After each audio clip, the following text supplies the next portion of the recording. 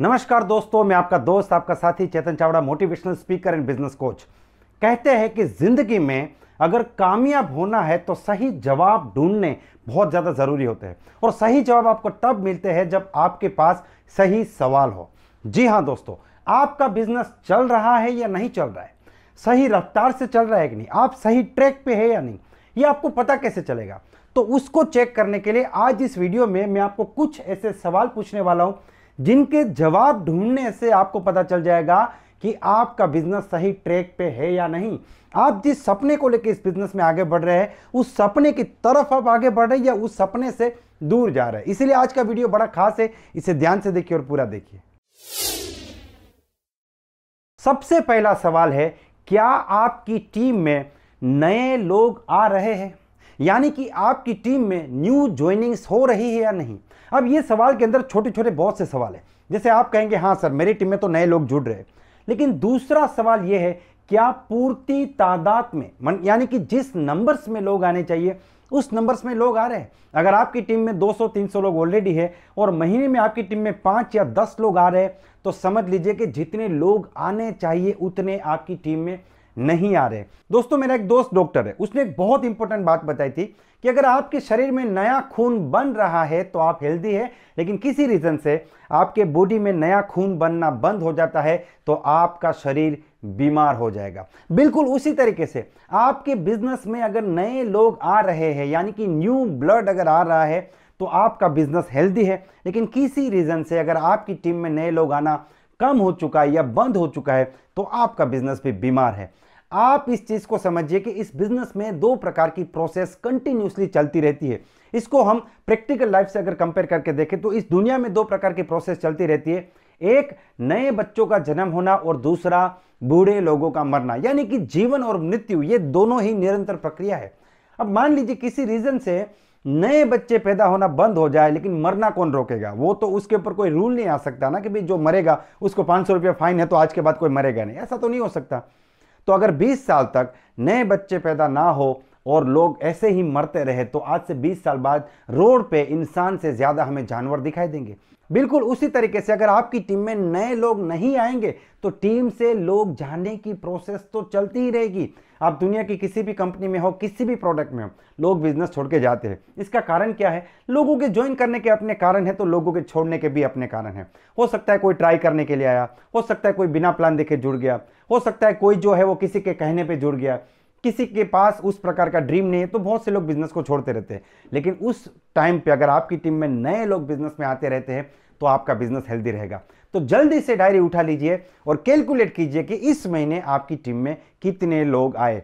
अब लोग कैसे आएंगे, कैसे ज्यादा लोगों को लाएंगे, उसके लिए आप देख सकते हैं कि प्लान शो बढ़ाया जाए, होम मीटिंग्स बढ़ाई जाए, सेमिनार्स बढ़ाए जाए, टीम मीटिंग्स बढ़ाई जाए, अपनी टीम के प्लानर्स की मीटिंग की जाए, उनके प्लान चेक किए जाए। ये सारी चीजें यहाँ पे हम लोग देख सकते हैं। एक चीज के बारे में आपको जानना चाहिए, वो है इनपुट रेशियो। आपकी टीम की इनपुट कैपेसिटी कितनी है और एक्चुअल में आपकी टीम कितना इनपुट दे रही है। तो ये सबसे पहला सवाल है जो आपको खुद को पूछने की जरूरत है कि आपकी टीम में नए लोग आ रहे हैं या नहीं आ रहे। दूसरा सवाल, क्या आपकी टीम में रेगुलर इंटरवल पे ट्रेनिंग्स हो रही है, मीटिंग्स और सेमिनार्स हो रहे हैं? दोस्तों, मैं कई बार बता चुका हूं कि नेटवर्क मार्केटिंग मीटिंग्स, ट्रेनिंग्स और सेमिनार का बिजनेस है। आपकी टीम में आज एक शानदार मीटिंग हुई, लेकिन जिस व्यक्ति ने कल ज्वाइन करना है, जो आने वाले कल ज्वाइन करने वाला है, वो तो पूरा ब्लैंक है, उसको तो कुछ भी नहीं पता। इसीलिए इस बिजनेस में रेगुलर बेस पे मीटिंग्स, ट्रेनिंग्स और सेमिनार्स होना बहुत ज्यादा जरूरी है। देखिए, ट्रेनिंग्स में अलग अलग ट्रेनिंग्स है। जैसे कि जो लोग नए ज्वाइन करते हैं उनके लिए डिफरेंट काइंड ऑफ ट्रेनिंग होनी चाहिए। उसके बाद जो लोग ऑलरेडी काम कर रहे हैं उसके लिए डिफरेंट काइंड ऑफ ट्रेनिंग होनी चाहिए। प्लानर्स की अलग से मीटिंग होनी चाहिए। होम मीटिंग कैसे करें उसके बारे में अलग से ट्रेनिंग होनी चाहिए। लीडर्स की, अपकमिंग लीडर्स की ट्रेनिंग होनी चाहिए। और रॉक सॉलिड लीडर्स जो ऑलरेडी लीडर्स हैं उनको डुप्लीकेशन के लिए अलग से ट्रेनिंग देनी चाहिए। उसके अलावा आप लोग 2 दिन 3 दिन के रेसिडेंशियल प्रोग्राम भी कर सकते हैं जिनको हम लोग वर्कशॉप कहते हैं। तो रेगुलर बेस पे आपकी टीम में मीटिंग्स, ट्रेनिंग्स और सेमिनार्स होनी चाहिए। मैं एक चीज बहुत स्ट्रांगली बिलीव करता हूं कि आपके पास अगली इवेंट की डेट दिमाग में होना बहुत ज्यादा जरूरी है। इसीलिए जब भी आप कोई इवेंट करते हैं तो उसी इवेंट में अगली इवेंट की डेट को अनाउंस किया जाए, क्योंकि जब आपकी टीम के पास कोई डेट होगी तो वो उसकी प्रिपरेशन में लग जाएंगे। लेकिन अगर उनके पास कोई भी डेट नहीं तो खाली दिमाग, शैतान का घर, वो दुनिया भर की नेगेटिव चीजें सोचने के लिए तैयार हो जाएंगे। तो इवेंट टू इवेंट अपने बिजनेस को बिल्ड कीजिए। इसके लिए आपकी टीम में रेगुलर बेस पे ट्रेनिंग्स, मीटिंग्स और सेमिनार्स होनी चाहिए। आपकी टीम में रिकग्निशन के लिए भी प्रोग्राम्स होना बहुत ज्यादा जरूरी है। जिन लोगों ने लेवल्स, रैंक्स अचीव की है, उनके लिए उनको ट्रॉफीज और सर्टिफिकेट्स देने के लिए भी रेगुलर बेस पे, इंटरवल्स पे यहाँ पे प्रोग्राम्स होना बहुत ज्यादा जरूरी है। तो क्या आपकी टीम में इस प्रकार की मीटिंग्स होती है या नहीं होती है, ये दूसरा सवाल है। तीसरा सवाल, लेकिन तीसरा सवाल पूछने से पहले मैं आपको सबसे पहले यह बताना चाहता हूं कि दुनिया में 4 प्रकार के लोग हैं। एक वो कैटेगरी है जो ना प्लानिंग करते हैं ना काम करते हैं, उनको यह भी नहीं पता कि इस महीने क्या करना है और वो कुछ करते भी नहीं है। दूसरी कैटेगरी वो है जो बहुत बढ़िया प्लानिंग करते हैं लेकिन काम कुछ भी नहीं करते हैं। तीसरी कैटेगरी वो है जो काम तो करते हैं लेकिन उनके पास कोई भी प्लानिंग नहीं है, रोज सुबह उठ के डिसाइड करते हैं कि आज क्या करेंगे, जो सामने आ गया उसको मिल दिया, उसको प्लान कर दिया। लेकिन फोर्थ कैटेगरी है जो पहले प्लानिंग करते हैं फिर उस प्लानिंग के हिसाब से काम करते हैं।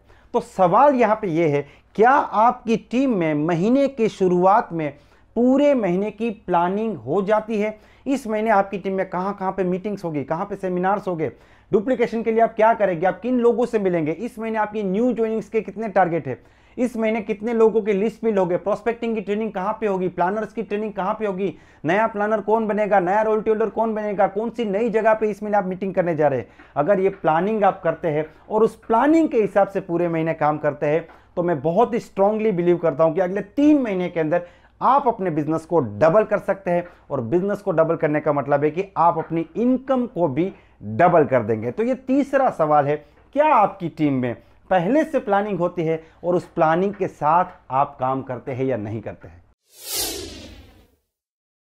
चौथा सवाल, और ये थोड़ा सा अलग है, इसको अच्छे से समझने की कोशिश कीजिए। क्या आपकी टीम में फेल होना एक बहुत ही नॉर्मल बात है? जी हां दोस्तों, लीडर की सबसे बड़ी रिस्पॉन्सिबिलिटी यह है कि इस प्रकार का माहौल क्रिएट किया जाए जहां पे फेल होना कोई बहुत बड़ी बात ना हो, बहुत ही साधारण बात हो, कोई भी हो सकता है, इसमें कोई अपराध नहीं है। अगर आपने किसी को प्लान दिखा दिया, उसने मना कर दिया, इट्स ओके, नो प्रॉब्लम। अगर आपने एक होम मीटिंग ली, बिल्कुल फेल हुई, कोई भी व्यक्ति नहीं आया, इट्स ओके, नो प्रॉब्लम। अगर आपने 5 प्लान भी दिखाए, कोई नहीं जुड़ा, नो प्रॉब्लम। अगर आपने सेमिनार्स किए, कोई नहीं आया, बहुत कम लोग आए, नो प्रॉब्लम। असफलता अगर बिल्कुल सामान्य बात हो गई तो इस प्रकार की टीम में सफल होने के चांसेस 100% बढ़ जाते हैं।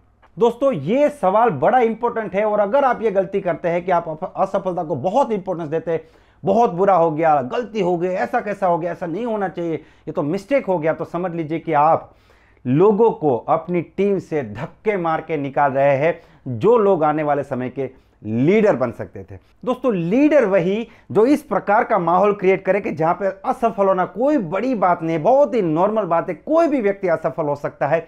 असफलता वही स्टेप्स है जिसके ऊपर कदम रख के हम सफल हो सकते हैं, जिसको भूल के और उसमें से सीख के हम अपनी जिंदगी में आगे बढ़े, नॉलेज को बढ़ाए और एक सफल व्यक्ति बने। तो ये माहौल आपको क्रिएट करना है। अगर आपकी टीम में ऐसा माहौल नहीं है तो ये खतरे की घंटी है। जैसे कि मैंने कहा कि लोगों को आप धक्के मार के निकाल रहे हैं जो आने वाले समय के लीडर बन सकते थे। तो ये माहौल आपको क्रिएट करना है और एज ए लीडर ये आपकी सबसे बड़ी रिस्पॉन्सिबिलिटी है। दोस्तों, ये 4 में से कौन सा सवाल आपको सबसे अच्छा लगा, इसको कमेंट बॉक्स में जाके जरूर बताइए। मिलते हैं अगले वीडियो में, तब तक wish you all the best, be the best.